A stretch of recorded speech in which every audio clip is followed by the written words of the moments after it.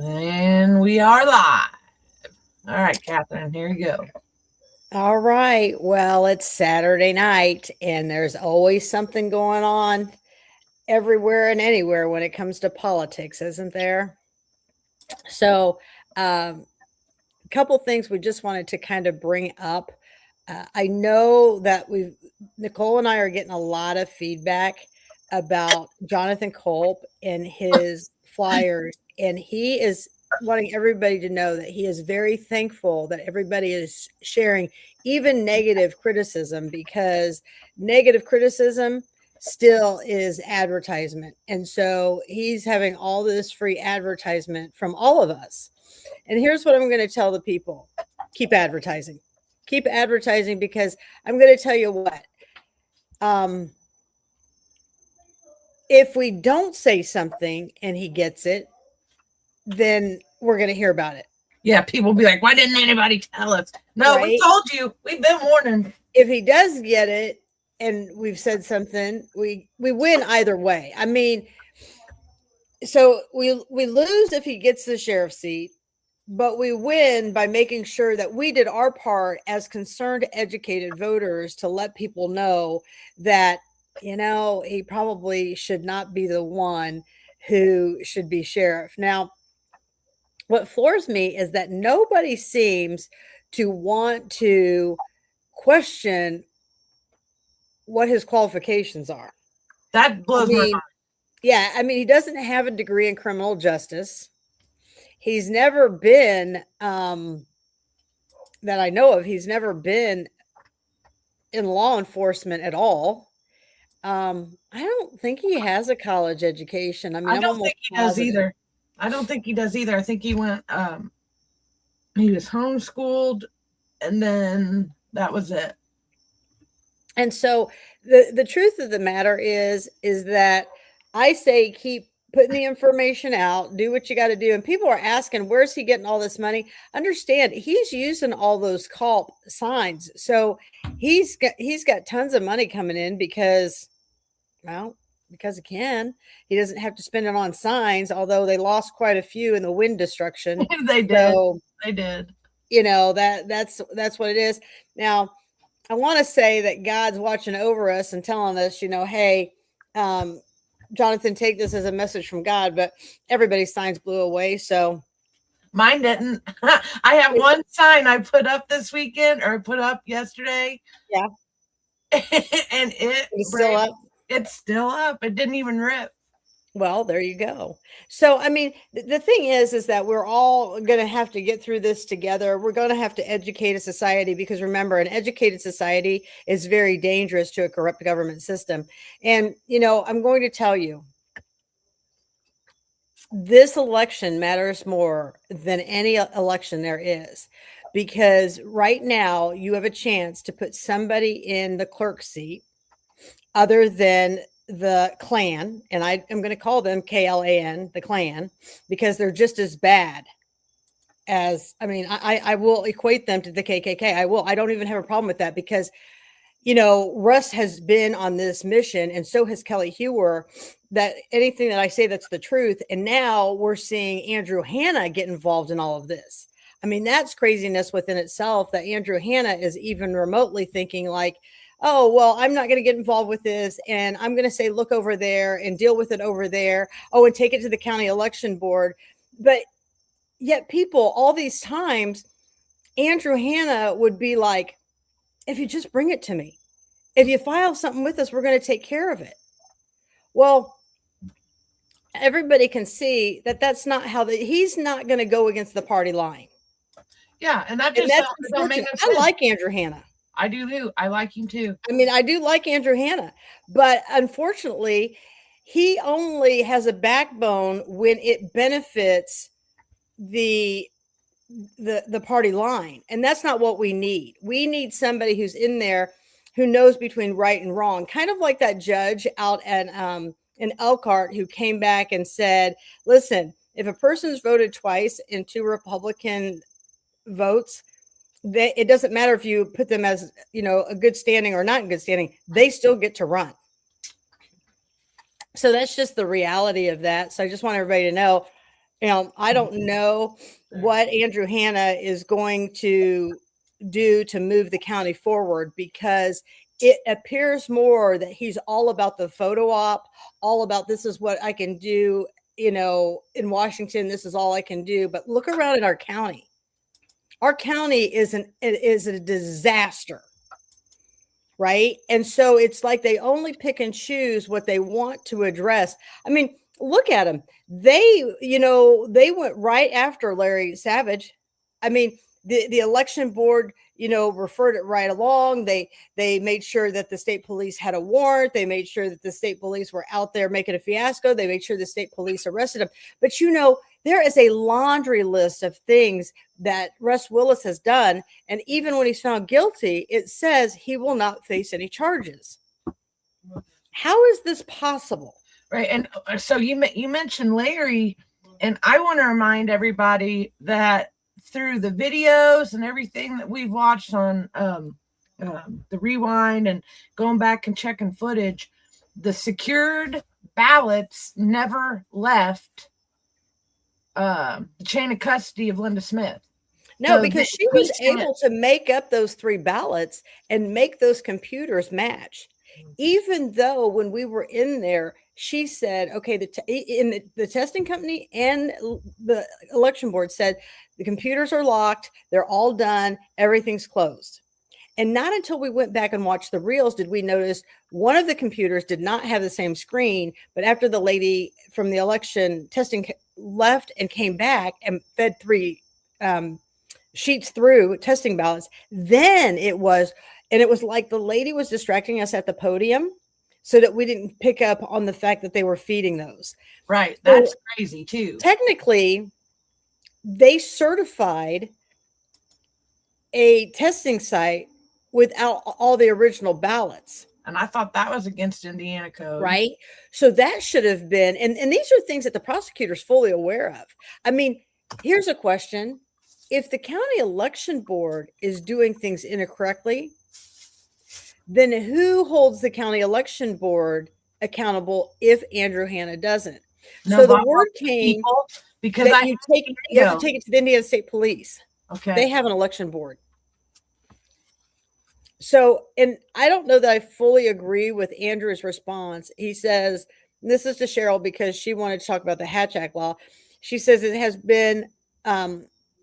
long been the policy of this office to avoid initiating investigations or taking investigative steps that could reasonably be expected to influence or impact an upcoming election. Really? Because you guys do this stuff. I mean, I don't even know what to say, Andrew. I mean, this is the kind of verbiage that makes people lose trust in our legal system. This approach is consistent with widely recognized election sensitivity principles followed by the United States Department of Justice and other law enforcement agencies nationwide. Well, Andrew, if this were true, Russ Willis would have faced charges. He would have faced charges. A special prosecutor wouldn't have let him off because, see, people, what you need to understand is how they get to a special prosecutor. So they call a county that they need a favor from, and they say, hey, we need you to do this favor for us. And then that county says, yeah, we'll do this favor for you. But remember, when it's our turn, you got to pay us the favor back. I don't like that. And that's not a good system. That's not a check and balance system. And people are like, oh, now you're questioning their integrity. What am I questioning? It's the fact. Look at the evidence. Okay. And so the only people who are breaking the trust with the community is not Nicole and Catherine. It's Andrew Hanna and his team of people. I mean, they're just rolling in the same culture that's always been there. And this is going to frustrate people. If they get a good Democrat that comes out and runs, this could cost Andrew the election. Now, people are like, oh, it's so red here. There's no way a blue person can win.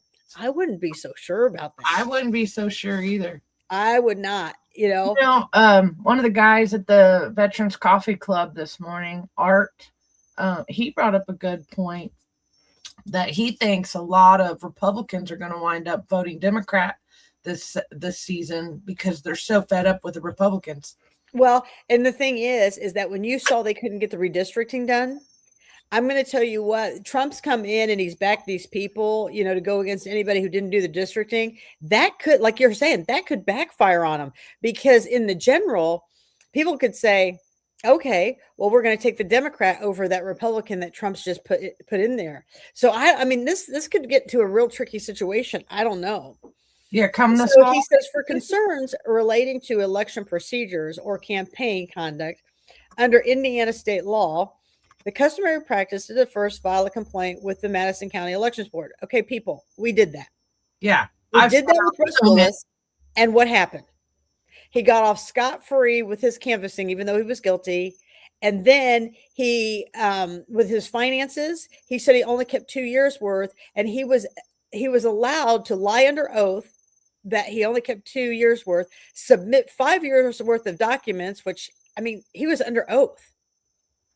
And the election board took the amendment and did nothing. I mean, like, the FBI needs to investigate this stuff. It's so crazy. But I turned up, see, and that's the thing. So next month, April 16th, when we go to the Tea Party for our, what is it? We're just our speaking engagement with the voters. I was going to take some of my FBI complaints that I filed on Russ Willis, because I literally filed them. I put all my information in there, and I got crickets. And that was over a year ago, before he even came at me with getting mad at me for sharing the right. Democrats' posts. Well, and that's the whole thing. I mean, we know that we all know that it's corrupt. I mean, there's just no question. And people are asking, well, what are you going to do about it? Well, if I am in the senator seat, I'm not going to let it go. Like, I am going to push at the attorney general's office. I'm going to do, you know, I'm going to push on a lot of other buttons, because this is just not right. So, yeah, I mean, who gave the order? Yeah, I put the wrong date on this. This was actually 10/3/2024. Mm-hmm. But I wanted to give the audience a quick kind of like. Can we? Is the video here? Yeah, it's here. Let's play it. Okay. Now watch closely, everybody. And the fact that, you know, they've all read it and nobody or all have seen this video, nobody's anything. See, the ballots have already been, they've already walked out. Larry's already gone. He just left, no, or is he down there at the end? No, I think he already left at this point. And then you got Tim Lannon right here. This is Clerk right here. What's it? The blonde lady that stood in for Russ Willis is right here. Linda Smith is over here.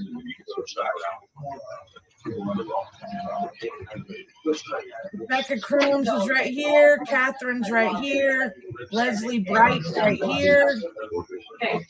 And we didn't even know this had happened.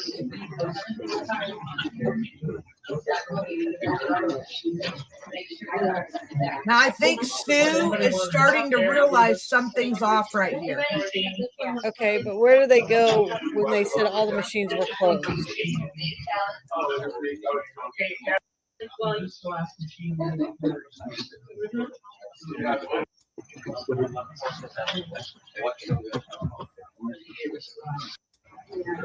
And that's Terry Austin up there with me.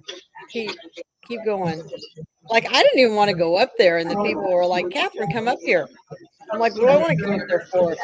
I mean, it was so chaotic. Keep going.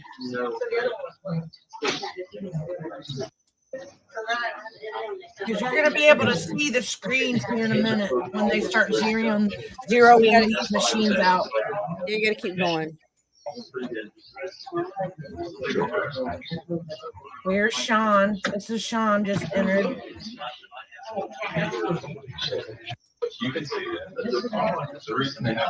Okay, here are the machines. I'm going to pause it. I'm going to pause it real quick. So right here, this machine supposedly been zeroed out. This machine supposedly been zeroed out. And then these are the two last machines they're getting ready to zero out.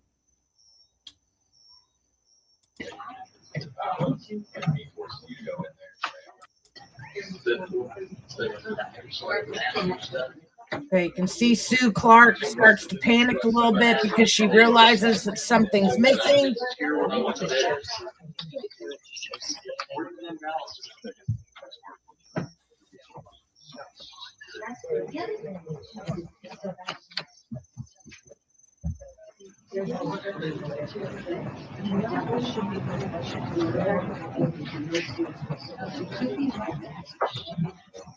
Yeah, I think we have a time for that.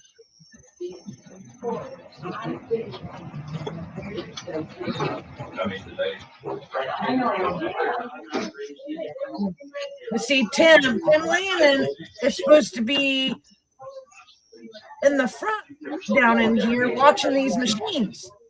Here goes number 3. She's walking back up there to sit down.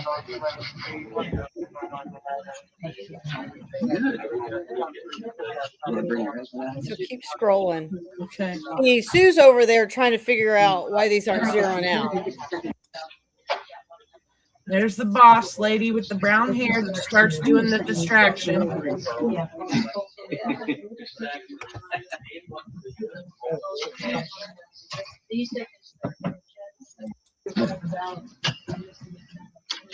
Okay, I think she just alerted Linda to something.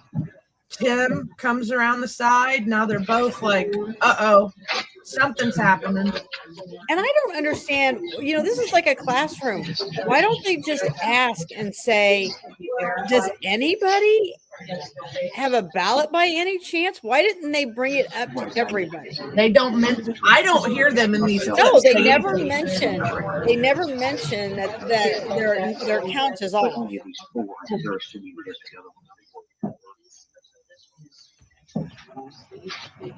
I mean, that's the thing. So as you see, the 2 on the right are still blue, and we don't know what's going on. Fast forward it, Nicole. I was going to say, do you want me to fast forward again? Go on. And just real quick, if anybody wants to see this full footage, you can see it on my heads up page, and you can always contact me on Facebook, and I will send you the link to these videos to watch them without our input. Yeah, no, yes, JB Ghost. I accidentally put the wrong thing at the top of the screen. So we mentioned that at the beginning. Yeah, technically 2024. So you'll have to edit it. Yeah, I'll have to edit it. Wait. Did you want to see how far you want me to go when they? Well, because the third machine will zero. I think. I don't know. Wait, I think she just walked out. See, now you know.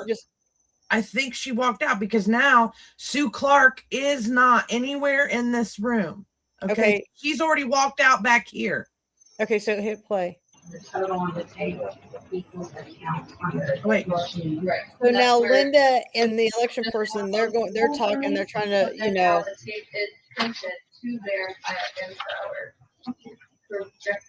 And so she's like, here are the tapes. This is showing that it's all completed.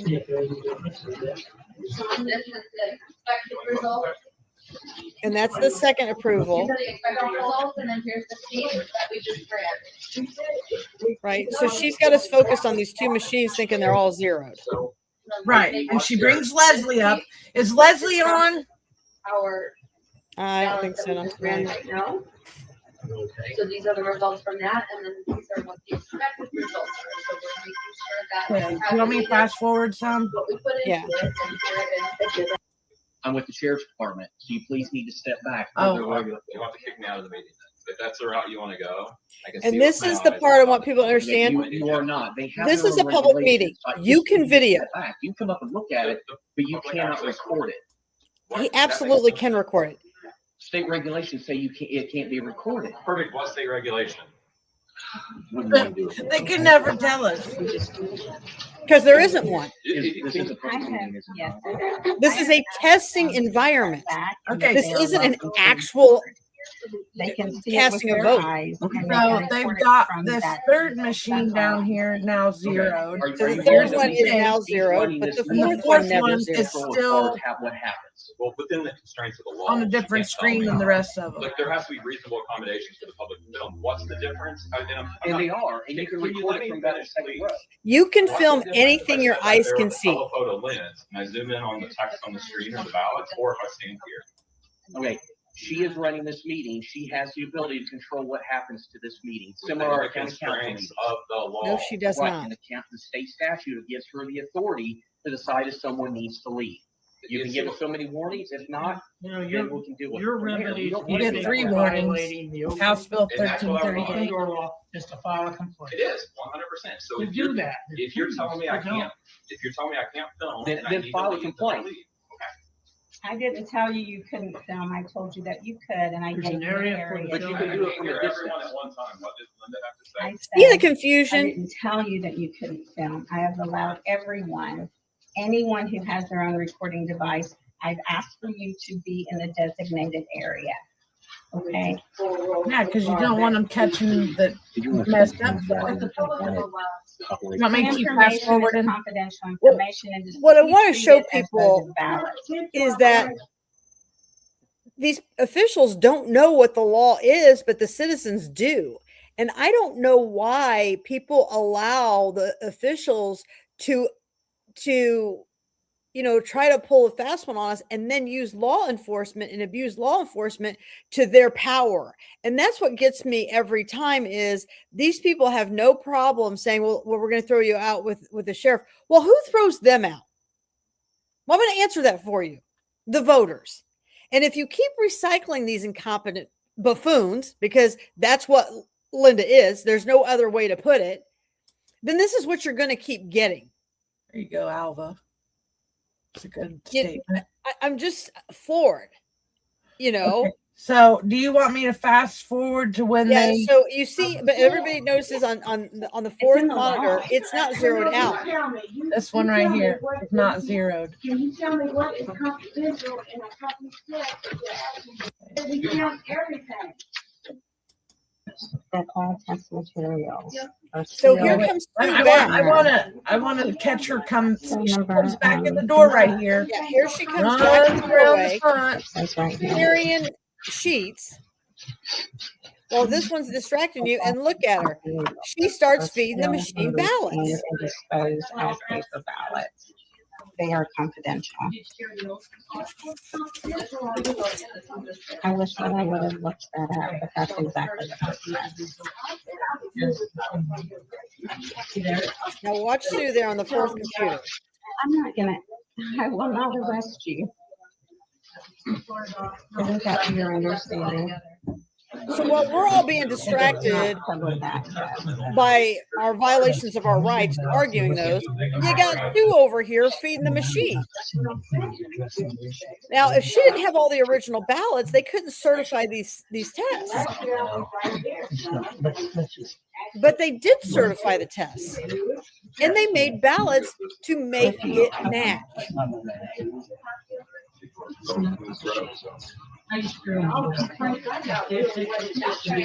Yep. Okay. Oh, it just had it. So the machine's starting to switch over right now. It did look like this, so she must have to do something else. But the screen's getting ready. Well, to they have to like calibrate or equal it out. Yeah.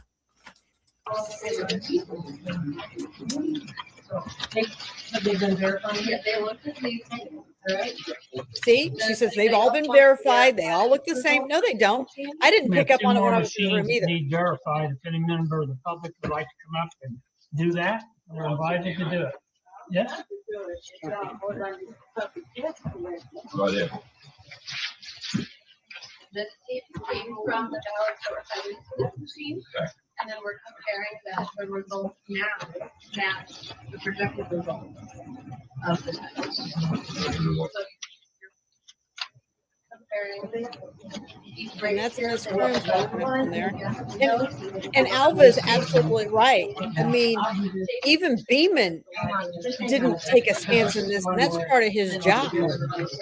We've got to get a sheriff in there who can push back and say, we got problems with our elections. That's his job. Great party and public works. No.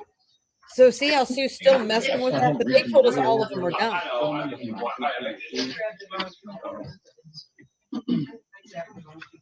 I'm going to push pause, and I want to remind everyone during this 17-minute clip, okay, Sue Clark walks out twice and prints off ballots twice, like one for one machine, and then she walks out and comes back for that last end machine. Yes, JB Ghost, it has been covered again and again and again. And the point is that no one is doing anything about it. But yet I can be hauled in front of the 5th district.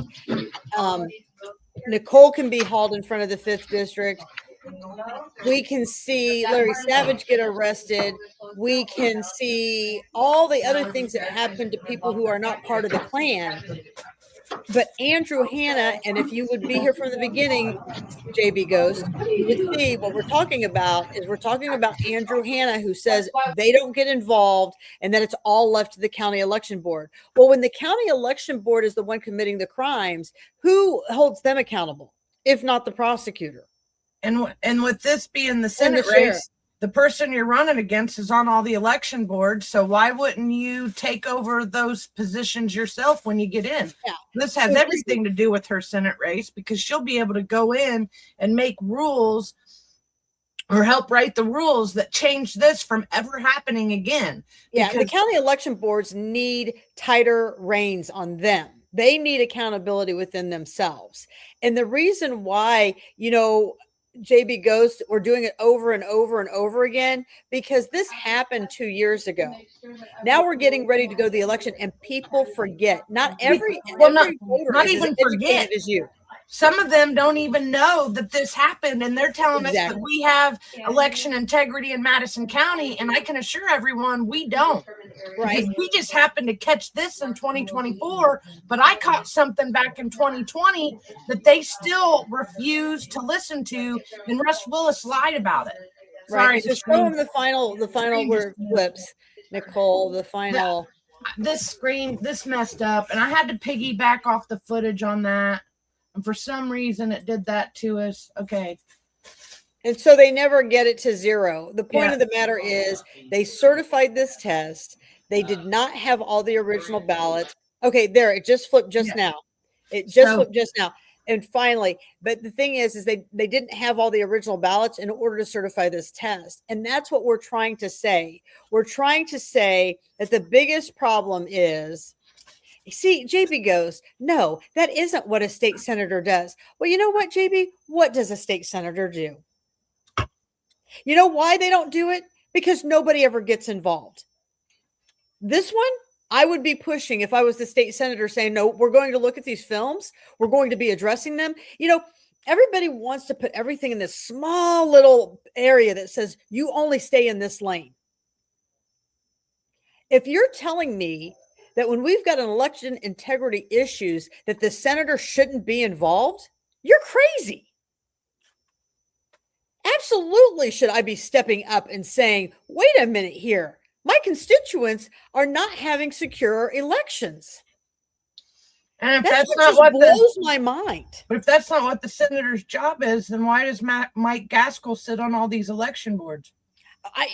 How did he get to vote to shorten the amount of time we get to have elections? Why did he shorten the periods? I mean, this is just what blows my mind.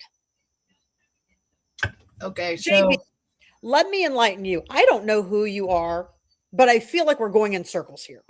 Okay, I think I know who it is. I think I do too. But we have been doing it for 2 years. Did you see the point where Russ was found guilty of election canvassing and the special prosecutor said he wouldn't be facing any criminal charges? So we are doing it. But you know what, JB? You need to do it. And everybody else that watches this needs to do it. You see, true Americans don't need to have a fake name. And I love it when they get on here and they're like, let me give you my 2 cents. Whether you're for me or you're against me, because I've heard that, is irrelevant when you want us to get lost in the weeds of what my job is and what my job isn't. The whole problem with government right now is that mentality. Well, you shouldn't deal with that because that should be left to somebody else. And you shouldn't mess with that because that should be, and you should only mess with this. Well, I don't know if anybody's paying attention, but have you ever seen me, Nicole, just pick one person to question or talk about or one board? No. We should all be involved. Alva. He likes his fake name. I like my fake name. And that's the thing. I mean, Joe Biden, the ghost, I guess is who that He's a is. good one. I don't know. It's a Democrat, I would assume. I So- wouldn't use JB. So Karen, I thought the same thing. And in September, I asked Diego who had jurisdiction over the Madison County Election Board, and his people said nobody. And I'm like, what do you mean nobody has jurisdiction? And they were like, nobody has jurisdiction. So I'm like, okay, so here we are, and we can't get anybody to do anything.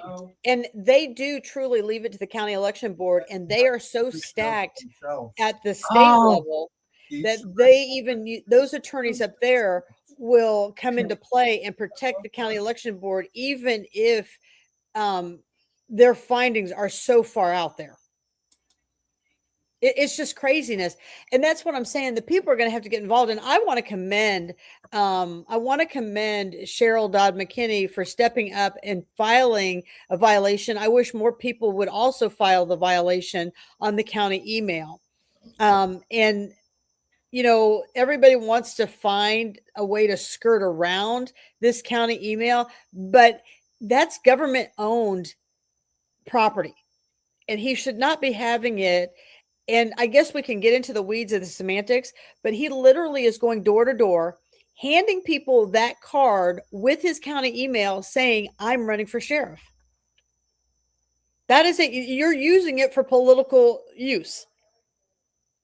Okay, so I was trying to go back to the what do you call it? Back to the mailers and why we were talking about. That's really irrelevant. Everybody knows that's on there. I commend this Jordan James for stepping up. I commend him for saying I don't usually weigh in publicly on local politics, especially when it involves the sheriff's department.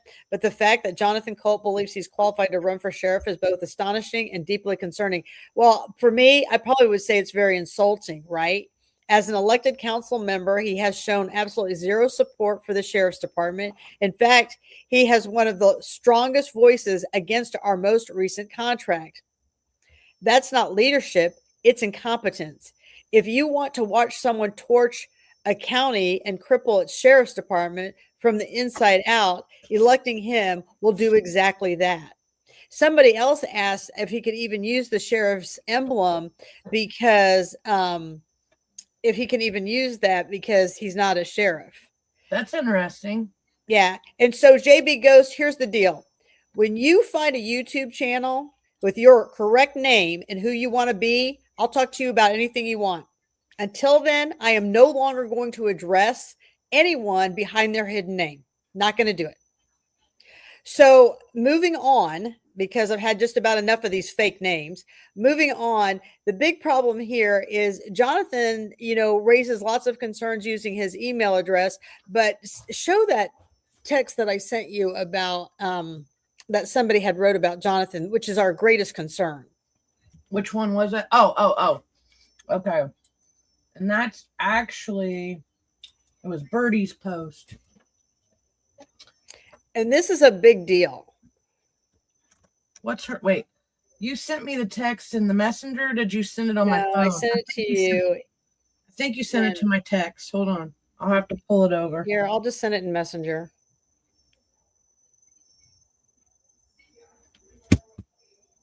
You guys send it to Aaron.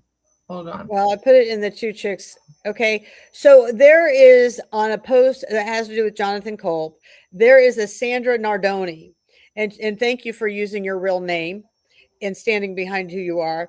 And it says, Jonathan is a good guy. He has always been a very hard worker, paid for his own equipment for a business at the age of 14, is an excellent manager of money, has a heart of gold, I have known him since he was a baby. When he sees there is something he wants to fix, he goes for it. That is what this is about. I think I don't she know about edited that because I don't remember that's No, saying. no reason to criticize a person just for running, in my opinion. He has an excellent character, and that accounts for a lot in my books. Well, listen, he has no education in doing this. He has no experience. I mean, literally, he's like 25 or 26 years old, and each one of the sheriff candidates individually have that many years of experience per person. Now, again, could you have a 26 or 25, 26 year old? I guess they went to the academy at 21 and they've got some experience, but he's got no experience. And when people say that he's an excellent manager of money, again, I bring that back to the stamps, right? And the stamps is what goes on as, he, instead of paying for bulk mail, he's using those forever stamps, which is a huge difference in price. I don't know why you would think he has excellent financial responsibility, because that clearly was a situation right there. So I'm going to tell you, as far as I'm concerned, I'm not too concerned with Jonathan pounding his chest. He thinks this is great. He thinks even negative campaign is wonderful. That just goes to show, I mean, and clearly he wants to insult everybody for even running for this position. So I think there are a lot of people who think like this Sandra lady. I think he's got a great chance of winning this. And the fact is this: if the voters don't get involved and start pushing this Indiana code, there's a good possibility that Culp may be your next sheriff. So I was trying to find this original post of Birdie's, but for some reason it's not letting me find it. Yeah, you have to have those things up before we get started, because it's hard to find that stuff. So as I just want everybody to know that that's my conversation about Jonathan Culp. I've gotten a lot of feedback on those, but you know what? Good for the people who go out there and are posting and sharing. I commend all of you. Now, when we move through this, I want to also talk about, because his email address is a big thing. If we go look at a post I made today on Rachel Christensen, no one knew that Rachel Christensen took over the Parks Board department. I didn't know that until you made the post. Yeah, and so when we're starting to watch email exchanges come through, people are asking Ben Orcutt for information, but he doesn't have it, ready to go. So that becomes a big problem. So anyways, they are emailing Rachel Christensen, but the problem is they're not just emailing Rachel Christensen at her Madison County government email. They're also doing it at her private, I think it's her Gmail account. Yeah. And I don't understand why you would be putting county business on both emails. Because didn't they even get, and I'm not a big fan of Clintons. I'm not a big fan of the Clintons, okay? But I thought that Hillary got in trouble because of something to do with her personal email. Yeah, I mean, that's the whole thing. Is I don't understand why they're using both of those emails. And here's the thing: once you do that, all of her personal Gmail is subject to a request as well. And here's the thing: the taxpayers pay like $25 for each email that is assigned to a county employee. So I didn't know that either. But that's what I was told in the coroner's office. Because see, before we took over, they were making all the coroners use like a Gmail account, and we're like, you can't do that. This is like legal stuff. Like they're county employees, and so we were able to get it. But their big complaint was because it cost $25 a year for each coroner we put on. Wow. Yeah. So those email addresses aren't for free. So I just kind of want to share with the taxpayers, and people want to know, what's my platform? Well, my platform is in action. It's every day. It's accountability. It's, demanding transparency with answers. And Nicole, here's an interesting thing. And I think Alva and Karen and some other people would probably agree that what I'm doing right now, it doesn't have to be my responsibility as a constituent. I can just go vote and never deal with any of this stuff. But you see, I'm not the person who's only going to say, well, that's not my role. I'm not the person that's ever going to say, well, I shouldn't address that over there. You know, I went to Pittsburgh, Indiana when LKQ was trying to come in. And that's not our county. It's nowhere close to us, but I'm still going to address it. Because why? They called me and asked me to address it. And this is the mindset that we have to get, not just us out of, we have to get the community out of this. Let's only focus on this piece of the puzzle. So, you know, the thing with Rachel Christensen, we're watching the same type of, they built the same culture over in Pendleton, and both of them kind of went by the wayside. I think I'm almost positive Rachel was fired from the town of Pendleton. She never even turned in a conflict of interest until May of 2025. And that was only after Nicole and I were raising concerns of why doesn't anybody have any conflicts of interest in? Ben Arquette doesn't have one in. She didn't have one in. So there were all these different, you know, balls being juggled with no accountability. So it's just interesting to see that somehow she's felt, and here's the thing, she's not even the president of the Parks Board. So I don't know how she ended up being the main player on managing all this stuff that's going on. That really should be going through Ben Arquette at this point until they get a new person to oversee that area. So I think this whole parks thing is going to turn into even more and more exposure and points of weaknesses and abuse of power that we're all going to get ready to see. So whoever takes over Jessica Baston's role, I'm going to tell you this. If I were you, the minute you find those problems, I would be saying, this is what I have left over, because otherwise you're going to become the fall guy because you covered it up. So that's kind of where I'm at. And like Alva says, it may not affect me today, but it will one day. And that's exactly right. I mean, you can keep burying your head in the sand. Well, I want to point out on this one document right here that Rachel Christensen works for HWC Engineering. Okay, she's on the Parks Board. What else is HWC Engineering doing here in Anderson? Right. They're doing the for the city. They're doing stuff for the city of Anderson. Jason Baker, JB Ghost.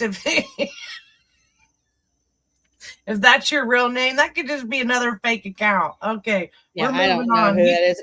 It's Joe Biden for all I know. I have no idea. Okay, so I didn't break the trust. I've always been under my name. So, you know, he did just change his name up, but yeah, so that's the whole big thing about what's kind of going on today. I mean, this is going to be interesting. Now, remember, the Parks Board couldn't even answer who authorized the spending of that money. Right. And remember, they only had $400,000 in play. But wait, I want to point out, so HWC Engineering is the engineering firm that the city of Anderson hired to do the athletic park build in the Superfund zone. So we were just arguing with the Anderson Redevelopment Commission on Tuesday about the athletic park. And we just found out that there's another plume under Plant 7. So that just lit on Tuesday. So if that plume and this contamination is going right into that athletic park, it makes no sense. But then Rachel Christensen, I don't even know how to say that. How do you Christensen? Christensen. She should have put in something about that, a conflict of interest. Or did her conflict of interest just say she worked for HWC? I can't remember. Do you have it in this post? Let's see. No, she works for HWC. I forget what her role is. I know, but she does. I mean, there's a picture of her. She's a project manager, planner for that. Okay. And so, but it, you know, I just want people to be understand the reason why they've done so well in this Parks Board is because people have actually shown up at the meetings, right? And we've done a great job at sharing information to get those people there. I think we helped get Jessica Baston fired.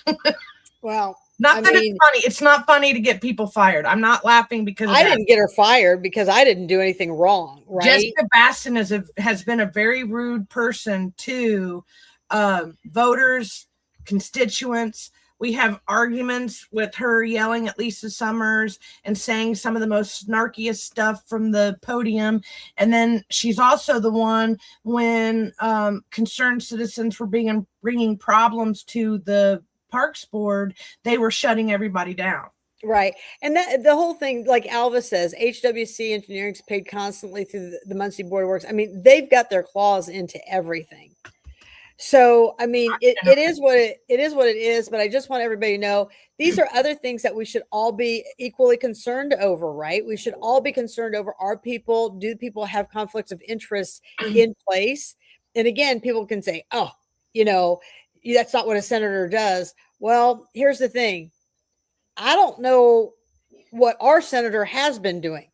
You don't see him at meetings. You don't see him putting anything out on out for anybody to watch. You don't hear him informing any of us, right? And Tim, he wants Athletic Park left alone because he wants it developed. We're not like what my all I'm saying is we want the build. People need to turn in their conflicts of interest. That's all we're saying. But what my issue with the Athletic Park thing is just make sure that it's clean, because we need an environmental impact study before they go spending $4 million and then they can't even use the park because something to do with the water. Right. And it's right on top of the combined sewage outfall number 16, which is continually violating the EPA. What is it? Something to do with the Clean Water Act. Okay, because they keep spitting out sewage into the White River and they're not getting it cleaned up. In fact, the Anderson wastewater treatment plant. Here's the thing, Nicole. Here's the thing, Nicole.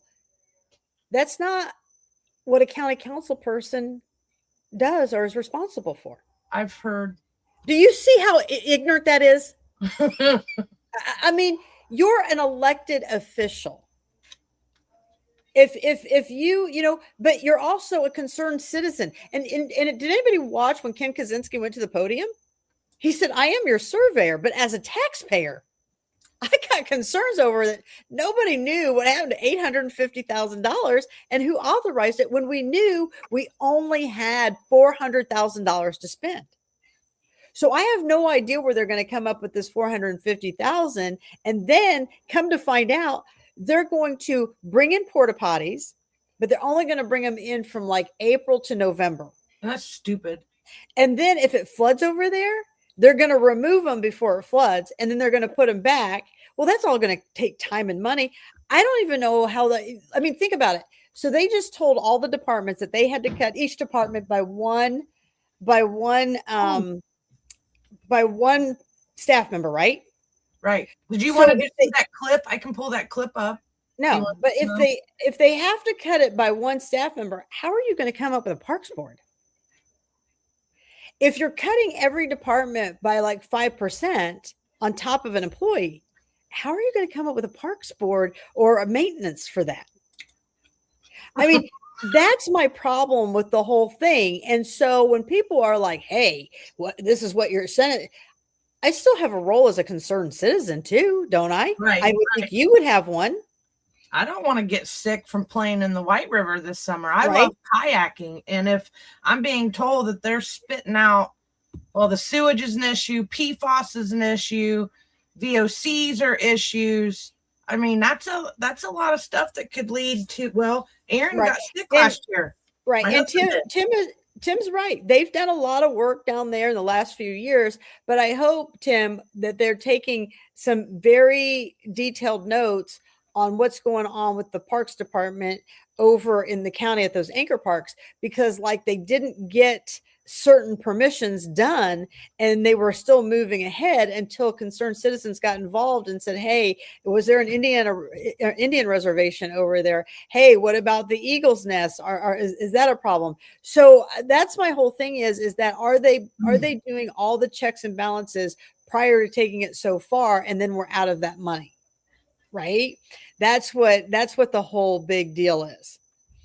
So, it's just one of those things that we need to pay more attention to. We need more accountability. you know, so I just kind of wanted to bring all this up to everybody because I know that's been a lot of floating around. And so, as everybody knows, like anything, what is Catherine most concerned about?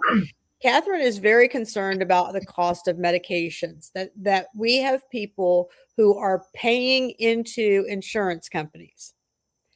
And when they go and their deductible is still crazy high, like they still have a 10,000 on top of the premiums they pay, that's criminal. You're asking people to make payments like that, but then you give them no real coverage, right? Until they meet that $10,000 deductible. That's craziness. So we've got to do something that fixes that whole thing. I have a way where I think that what they should do is any money that they've paid towards their premiums, that should be deducted from their premiums instead of them paying on top of that. The other thing is pharmaceuticals have to be more affordable. We can't have all these great drugs out here that nobody can afford to have. So we need to start getting something in place. And I know the drug companies are very powerful, but we need to start showing how people are dying because they cannot afford life-sustaining meds. And we live in America. That should never be the case, right? So we need affordable health care. And the other thing that really is important to me is defending our First Amendment right. And that we should have the ability to speak at the podium for longer than 3 minutes. 3 minutes is a little ridiculous. I mean, after all, these guys sit up there and banter with each other and they can't get it done in 3 minutes. How do you expect us to get it done in 3 minutes? So I think, and I really will probably fight back against that one where they can, throw you out of a meeting because you're disruptive. There's a difference between disruptive and accountability, right? I mean, I was thrown out of a meeting because I asked why the commissioners aren't being charged for misappropriation of funds when they've spent $80,000 in bills before they had the money appropriated. And that's a Class B misdemeanor. So there's lots of things, right, that need to be along the way. The other thing I really think, because I don't think we're going to be able to get senators to voluntarily do this, I really think that senators should have to have town hall meetings. I do too. 4 times a year. And I think that should be a law. You just showing up when you want their vote, but then you don't want their voice all the other time for the next 3.5 years. I don't think that's okay. And unfortunately, we have too many elected officials that can't seem to do the right thing. So now it's like school. We have to tell you, now you have to go meet with your constituents. And this is how long you have to hold your meeting for. And the constituents have to be able to speak, even if you're offended. Right? Even if your constituent gets on your forums and calls you names, even if the constituent gets on there and is an anonymous poster and just thinks they can bully their way through. And I even love it even more when they're such a bully and they're a male. We don't have home. There's something in their brains that are like, well, I'm male, so I'm just I can't imagine how these people treat their wives or girlfriends or their daughters. That has been horrible because they have been pretty rude lately. But I mean, it's unbelievable. Are we home rule? Are we home rule at the county council meetings? Because I thought they said we weren't home rule. Well, here's the thing. Home rules are not supposed to supersede state rules. And so there needs to be accountability. Or the Constitution. Yeah, there needs to be accountability in many ways. And, like I said, everybody wants a bill for something and everybody wants a promise for something. But like I've told you before, I will have my own town hall meetings. Don't we have a town hall meeting this month? Actually, we do. The town hall is crap. Let me look at the Facebook. I don't have it. People can come to those town halls and they can do podcasts from there too. So we can have Yeah, I mean, they can come and they can speak and they can, do all they want, at town hall meetings. I mean, you can be respectful. I've never gone to the podium and was disrespectful. Sure. I just asked accountability. Yeah, but it doesn't say the town hall thing. So that's the whole thing. And that's what we would like to see. Jason Baker, if you don't understand that 3.5 years, a senator sits in seat for 4 years. Okay.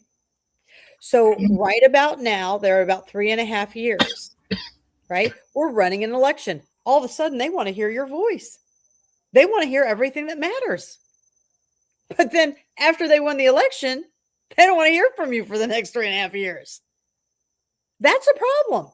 And that's why, things like that need to be made, that they will have to have town halls, that senators are going to have to, state reps are going to have to do that. And guess what else?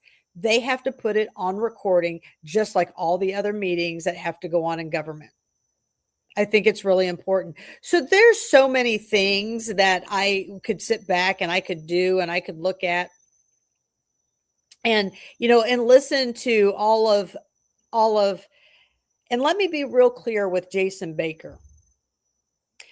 Jason Baker, if you don't know me by now, the last person who's going to run the show is a citizen who comes on here under a fake name, starts calling me names, and believes that you are going to tell me how I'm going to respond to you. If you don't like my answer, that's unfortunate. It's my answer. That's not rude. That's not disrespectful. That's firm. And that's the fact that I have the self-confidence that says, this is how it is on certain things.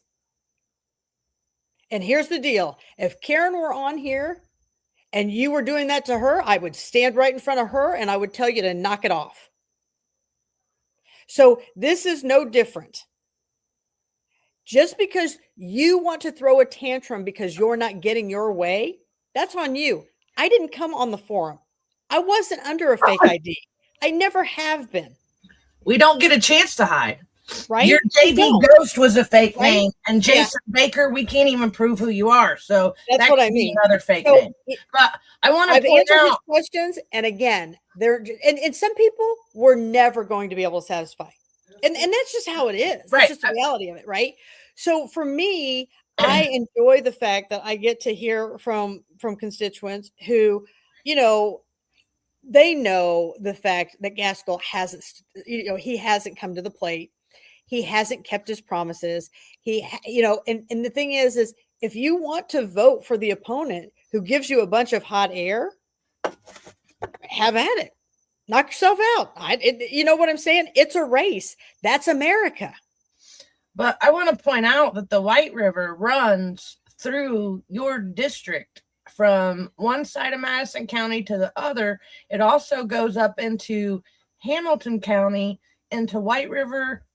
Oh, here, the White River Township and Jackson Township and Jackson Township. Okay, so why would any of us want this contamination to float from Anderson all the way into Hamilton County? And it doesn't stop in Jackson Township. It keeps going down into Fishers. It goes into Indianapolis.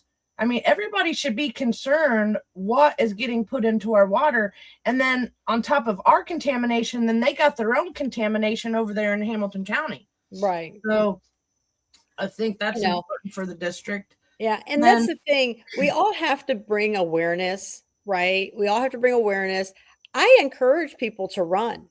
I think that everybody should run at least one time in their life. I mean, even like if you were in high school running for student council, running for those things, I think it's great that you run for things.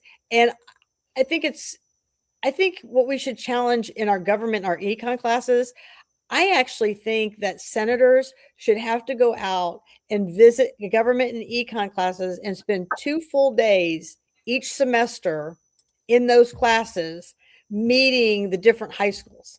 Like, I think there needs to be put more on they just show up at the State House. Right. Yeah. I think that's another thing I'd like to see, because we do need to get some civics back into the classroom.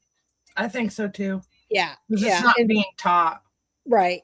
So there's just so much, there's so much to do. And that's why I think the more people who get involved, the better. I think, parents should encourage their kids to take off, after they're like a sophomore in high school. Parents should encourage their kids to go work the polls. That's an excused absence, but to get involved and engage and educate people and what the shoot is and who's running and who's not running and how to look at people. Again, I encourage people to go to my case in mycase.gov, look up your candidates in there as well. Right? See what's going on in there. So there's so many things that I would like to do and like to say. And I think what the great thing about our podcast is we get to bring things to light every day. It may not be the topic that somebody wants to talk about, but you know what the great thing is? We do listen to the constituents, and that's what we've done tonight. We listened to so many give feedback about Culp and this Rachel Christensen. So we just decided to have a show on it just to, because sometimes just talking about it helps us all engage. And again, here's some town hall meetings. We encourage people. And here's the thing, Nicole and I are voluntarily doing this. Right. In 2024, I participated in all those that they had as well. And you saw people like Kyle Pierce showed up only when it was an Anderson. He didn't really show up more than that. You never see Rorway show up. Gaskell never showed up at a town hall meeting. I've never seen Gaskell at a town hall meeting, and the meetings I have seen him at, he refuses to answer our questions. The Tea Party, he just looked at me like I was a deer in headlights when I asked some of my questions. Like, I still cannot wrap my head around how my election complaints have not been adjudicated. And then Russ Willis was allowed to come in and do what he did. So both Gaskell and Kyle Pierce have blown me off. So. Yeah. And that's the thing. I mean, we don't really have representation, right? In Madison County, we don't have a prosecutor that wants to listen to any complaints. We don't have an election board that wants to listen to any complaints.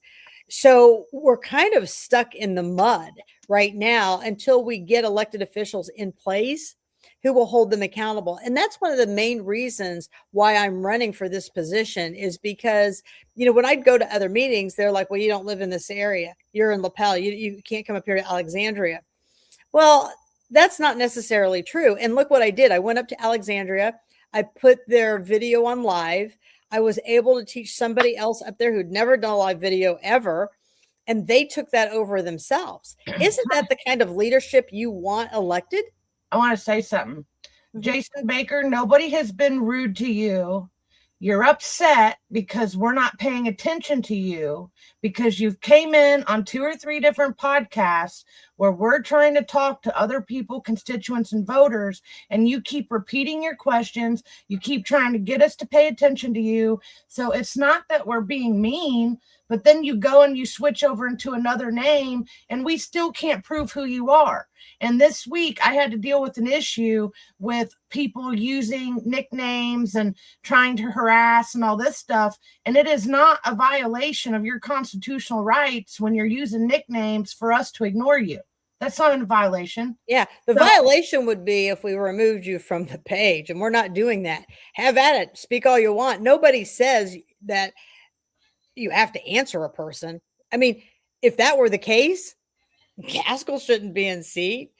Cummings shouldn't be in seat. And that's fine, Jason, but we're here for something else right now, and we'll address whatever you're trying to get to at another podcast.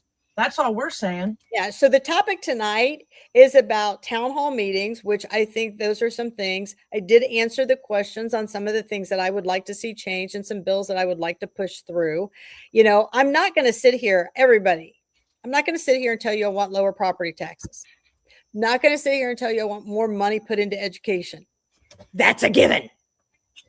That is a waste of energy. That is a waste of oxygen, because absolutely I want those. We already know that. Anybody who knows me knows that that's what I want. I mean, there's nobody who's even going to doubt that. I mean, my 2 daughters are exceptional students, like crazy exceptional students. Of course I value education. If I didn't, I wouldn't have gone to the highest of what I could in nursing. You're on my platform, Jason Baker. That's why I'm here. I'm the builder, the architect, and running the owner of it. Stuff. Yeah, I am the owner. You are the owner. I am a why guest. Are you here if you want to keep harassing people? I am a guest and a co-host to Nicole. This is not my page. This is not what I own. There's more than 7 people here, Jason, because we're live streaming on 8 platforms. So 8 platforms. and it's not the Jason show. So if you want your own show, then you should go do your own thing. So, and that's the last thing I'm going to say to you. So you have a blessed evening, and I'm going to get back to this podcast. And so, those are the things that, tonight is all about, and I'd like to hear from the people who are watching this, like Carrie McFadden, like Karen O, like Splinter, these people who have been very engaged throughout this whole process. Should we, Alva, continue to talk about the shortcomings of Culp and why he shouldn't be elected? Or should we just stand down and not educate the voters? I think we should be telling everybody what's going on, because right?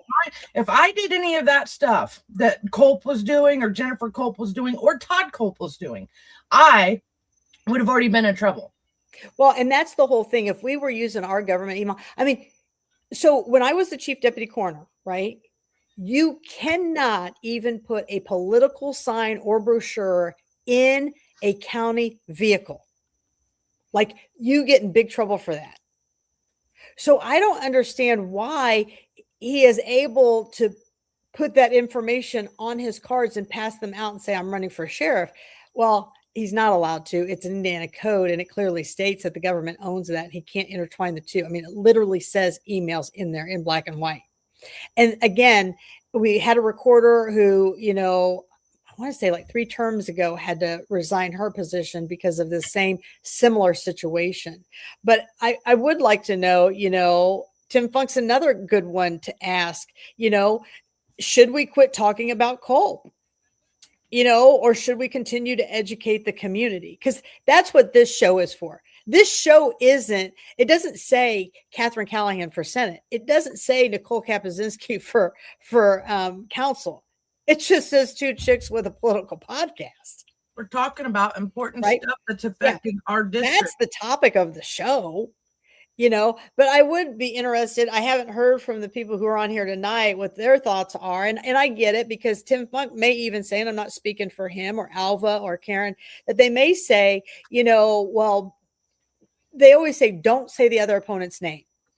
Don't ever let that come out. Well, this is a different situation. We've got somebody who's just not qualified to do the job. So, that's the whole reason why I wanted to bring this up tonight and talk about it again. It's America. You are welcome to choose who you want to vote for, but I am greatly concerned over this sheriff's race. Greatly concerned. So without further ado, if you have anything else you want to add, Nicole, I think we cleared up a lot of understanding here of what the actual show is about and where our concerns come from, because after this election is done, we're still going to do podcasts. We're still going to come and talk about uncomfortable things that need to be discussed. Yeah. So, and here's what Karen says: who executes law? When government fails, the people have the right to take action. And we do, Karen O, and that's the whole big thing. We have the right to take action without repercussions. But it's like we get these repercussions if we call out anything that look at me. I mean, I'm calling this stuff out. I'm questioning this stuff. I'm even putting up Indiana code. And what do? They haul me in front of the 5th district. They send out false flyers. They do. You know what I'm saying? I mean, that's the whole big part of all of this. And I just don't understand. I just don't understand, to be honest with you, why we can't redress our officials. They volunteered for this. So that's kind of where I'm at with all of this. I wasn't going to, I was just letting you go on tonight, and I was going to come on tomorrow about the remediation thing with Plant 7 and the plume tomorrow. Yeah. So tune in tomorrow. What time are you going to do that at? We talked about doing it earlier, like maybe by 11, but definitely by 7 p.m. It just depends, because I was going to have Bree come on with me. Oh yeah, that'd be a good one. Yeah, if Yeah, you guys so- are interested in the water, watch that. If Bree and Nicole are going to get in and talk about that, that would be a great one for you guys to because we to found watch the with maps. water. We had I think Teresa Smock sent me some information. We had several different old timers got us the maps within like 24 to 48 hours to tell us where Plant 7 was located, so we could try to figure out where the plume was. And it's on top of where cult signs are. There you On go. Scatterfield. So I mean, Yeah, it's there you go. kind of interesting. We can't seem to get away from that particular area right now. Yeah, lots of attention there. So And then I was looking something up while you were talking. yeah, I mean, Karen, I don't disagree with you. I mean, this is just so completely out of control with what's going on. The abuse of power. I mean, she's right. It's tyrants and treasonous. I don't disagree. And, that's one of the main reasons why I'm running, because I hope that I can be a voice for the people. It's just so hard for me to say, well, this is my platform, because I think anybody who knows me knows that my platform becomes what our immediate need is. And while we think we want to talk about one thing, we may have something totally unexpected come up that I need to really address that. And then it's like, well, Catherine, you promised us this and you never got to it. Well, because we were over here trying to put out this fire, and everybody has to agree, right? That there are just fires going everywhere. Yeah. And it's going to get a whole lot worse as the year goes on. I mean, I think it's great that Jody Norick is making them reduce a person from their department. I think it's great that she is decreasing their budget by 5%, because that means she's going to have to hold the prosecutor's office to that position. So are they going to decrease a prosecutor? She's going to have to hold the judges to that position. What's she going to decrease there? I mean, this all or none package is going to be amazing to watch. So that's my thing. I'm for the people, and whatever is important to you, if it's affecting the majority of us, that's what's going to become important to me. And that's what's going to become my platform at that very given moment. Listen, 3 years ago when Lapel was getting that junkyard for LKQ, that wasn't on my radar. I didn't go to Lapel meetings. I stayed totally focused on the county only. But that became a very big issue in my own backyard. And I did jump in with that with both feet and had to put things on the county on hold in order to address what was going on over Lapel. And so that's why it's so hard sometimes for me to do this. And I'm going to say this disclaimer right here. I had nothing to do with this flyer. I don't even know where this flyer came from. It's not important where it came from, but I'm just going to put this up here right now because Nicole, as my witness, will say Catherine is not that good on creativity and being able to do something like this. And I am good at building and doing stuff, but this is not mine. Like that is not mine. So we don't generally reveal our sources when it comes to stuff like this, but I think it's a fair flyer. So come to find out, we're not the only ones upset, or we're not the only ones upset about the cult stuff. And I think he's got like 6 what are we up to? 6 mailers at this point? 6 mailers. I can't imagine how much that's cost. Oh, that's thousands. Yeah. So we just name dropped you. Were your ears burning? I can't wait. I cannot wait to see his finances. I can't wait either. Now, the first day of finances, don't they come out like April 10th? I thought it was like April 17th or something. Okay, but it's pre-primary. Yeah. Because I was having a discussion with somebody the other day that said that they thought it came after. I think it was Cheryl too. I think Cheryl thought that it was after May, and then I would love to see like Karen file a complaint with the and here's the other thing I just want to put out there. So I guess Cheryl filed a complaint, right? And then they pushed back and said, no, it has to be on that exact complaint form, the one that we put up there that before they would accept it. So I would like to see other people question this email address too and see what they say to them, if they get a different response or if they just copy and paste the same response to those people, right? Well, I think me writing the little smiley face on the the virtual complaint I sent, I think that's what got the virtual complaint taken off the website because I was playing with them. Yeah. And here's the thing. So Stephanie Mason says he hasn't been to my door yet. So, well, you know, we still have. Well, that's probably because he's seeing your posts on our stuff. And I think they're purposely ignoring people that they know are like connected to us or support us or attend our meetings. Yeah. So, and that's right there, Danny's thoughts. That's the only way through this is that people are sharing the stuff. We're educating the voter. We're trying to get things done. And in here, like Tim Funk says, every time you mention that last name, you are advertising for him for free. And there is, and that's the question, Tim, you know, do you not educate the voters on his lack of qualifications, or do you just let him run with his name recognition? And there's a very good chance he'll be able to get it. And you know, somebody like Tim Funk, somebody like Carrie McFadden, somebody like Danny's thoughts, those people, these are educated voters. Like almost everybody on here tonight, these are educated voters. But not just that. We're talking about him not for our sake, because I think me and her could pretty much ignore him all day long, every day. Yeah, we're just trying to save this from becoming a catastrophe, because you know, if he wins that election, he's in. There's nothing you guys are going to be, none of us are going to be able to do to get him out. The staff that can't talk about it. It's the sheriff's deputies that can't talk about it.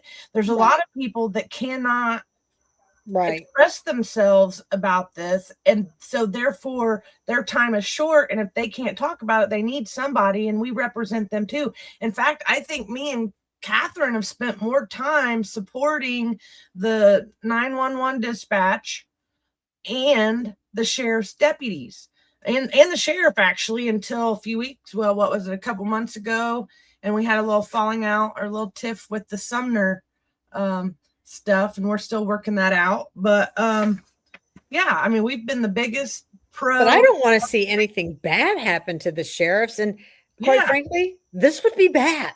I think so. I think this would be bad. That would be who is in charge of them, so they would have to answer to him, and I have a feeling that he would be just like his mother and have a power trip about that. Right, being in charge and having access to the keys of the kingdom. And when I was talking on the Veterans Coffee Club podcast this morning, they brought, one of the guys brought up something really good. Well, I don't know about really good, but he pointed out that these guys, or the sheriff, gets kickbacks from like the what is it, the commissary. Yeah. Right. So he can actually make more money. Yeah, and the salary for the sheriff is over 150,000. Yeah, so that'd be quite. I thought it was, and that's what I'm saying, Karen. Oh, you sell yourself too short, because you do a great job with your comments here on the when you're doing the show. It's simple. You know, he's in violation for using county email for political propaganda. That's it. It's a violation of Indiana code, and I put the code up on my page. That's it. Sign it and send it in. 11 plus, Danny. I mean, it's a Saturday night. We're not in a routine. Sometimes we'll have, when we announce and we're prepared, you know, people, it'll have, you know, 40 people on here. And it's the rewatches like that get us the number. Right. And so like on Facebook, we'll hit a couple thousand in the next 24 to 48 hours. Yeah. And that's just on Facebook. And then we got it going. We're live on 3 different YouTube channels. And so we're going to get views from each one of those. So in the end, people, you know, they're going to tune in, and we reach a lot of people with these things. That's why we went with this instead of trying to put a lot of money into having the events again this year. Yeah. So those are the kind of things that, you know, we're trying to do. This is all new for both you and I to do this on our own, and I think this was just something we felt was a need for Madison County. And it's good to see all the different people who come on here and share with us too. And so we'll start bringing up some more topics as the week goes on. I got really behind on posting this week. It was just a busy week, and so I'm trying to make up for some of that. So I think over the next 2 days you're going to see some interesting articles that didn't really make a lot of movement from the Herald Bulletin, but I'll get those up and give my 2 cents on them. It's kind of a couple of them are real interesting. I did put one up today. Now, I want to point out right here with Jason Baker. Now, see, he's mad because he's trolling. I'm not addressing him anymore. No, I know, but now he's saying that we're trying to attempt whatever he's saying right here. See, it's guys like you, Jason Baker, if you're real, that harass and stalk and intimidate women. And I looked my case up a second ago, and it says the Jason Baker closest to us is a rapist. So that's why I shut your comments down a minute ago, because I can't prove who you are, and I don't personally like being stalked by fake people. So, and me, I don't give it any energy. But I did put one up. I did put up a post today, which it would be interesting to see your thought process. And it did get a lot of traction. And it was about, should we reinstate the draft? Oh, yeah. And then I had a discussion with my 2 daughters tonight, and it was a lot of back and forth, and they're totally against it, and they just don't think there's a need for it. And back on here. So that was kind of interesting to hear young minds and how they think and speak. So it was a topic, and I kind of play the devil's advocates with my daughters, and should we send every criminal into the draft instead, right? And they're like, well, then they would just deflect, Mom, and they would run away. So there were some great comments on there as far as that. Ken was drafted. And when I talked to Ken Delabastide, he's very proud of being drafted, right? Would he do it again? It doesn't sound like it, right? But and again, I know people his age acknowledge you either, Jason. That's the beauty of life. So. Okay, and then I was talking to some people who they didn't get picked for the draft, and then they've always wished they did get picked. So it's a vicious cycle here on that. It's just a touchy subject on return to military draft would be traumatic. I guess it depends. Some people don't really have a home life, when they're in high school. They may have a broken home. They may have other things going on in their homes. And it may, yes, they can enlist. But I've noticed lately, like, I'll have patients said to me, if they have asthma, they won't take them. If they have a peanut allergy, they won't take them. Like, they will not take anybody with any kind of true question. And they want to complain about not having enough able-bodied people. Well, guess what? If you're bumping them out because of things like peanut allergies and little silly things that, I don't know, could be treated. I agree, Karen. We don't need any wars. We don't. We don't. You're no argument there for me. Absolutely. Because we can't even take care of the veterans we got here at home. And that's one of the sad parts in the reality of, like, people don't understand that, okay, let's go to war. Everybody wants to support the war. Well, some people need to start volunteering to drive some of these disabled veterans to their appointments each week. Because what's happening now is our older veterans that used to volunteer are all they're dying off, okay? Or they're getting too old to where they can't drive anymore. So we're in need of drivers, because some of us vets, like me, for instance, here in Anderson or Madison County vets, we have to drive sometimes an hour to 5 or 2 and sometimes 5 to be able to go to an actual VA appointment. So, sending them to war, all I'm seeing is the people that are getting killed. And this was something else that was brought up. If you look at some of the pictures of some of the soldiers getting killed, they look like they shouldn't even be in a war zone. They look like they're our office staff people. You know, the Right. guys that should be running an office for a platoon or a company of soldiers that are getting sent to war and not going to war themselves. And so we've had a lot of Right. those guys getting killed off here lately. So anyway, yeah, so when they That was come just an home, interesting topic. there's just not a that lot of people benefits. wait on. So the draft, you know, you want to, and this is, Ken actually writes a pretty good article on this one Yeah. about parents having to let their children go. Yeah, it was a balanced. Yeah, it was a balanced. But he said sons, and I just want to point out that daughters get drafted too. Or was that part of the draft? Isn't that part of the draft? It would be all able-bodied. I would think in this day and age, it would absolutely be the case. And then while we were having this complex, chaotic struggle there for a minute, I did look up the deadline for the campaign finances. And it looks like by April 19th, 2024 noon is the for the filing, the pre-primary campaign finances. Okay. I need to put that on my calendar. Yeah. So, well, so that's our things for, thank you for spending your Saturday night with us. And that's something else over there at the VA. We have to figure out a way to clean that up and give quicker access to our vets.